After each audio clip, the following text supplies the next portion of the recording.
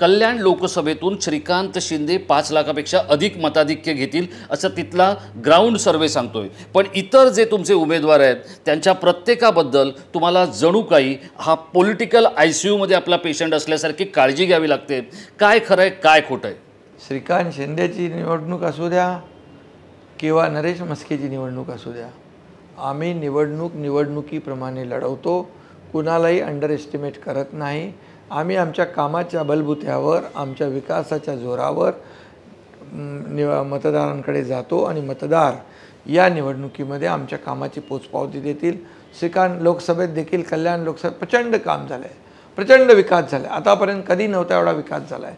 त्याने एक वेगळी स्वतःची ओळख निर्माण केलेली आहे। आज मला त्याच्याकडे कमी जायला लागतं। आज ठाण्यामध्ये एवढं प्रचंड आम्ही काम केलं आहे, 2 वर्षामध्ये विकासाची गंगा आणलेली आहे। आणि यापूर्वी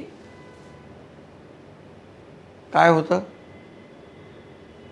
कसा विकास होत होता हे जनार्दन त्याला माहीत नाही। त्यामुळे या निवडणुकीमध्ये मेजॉरिटी महायुतीला मिळेल।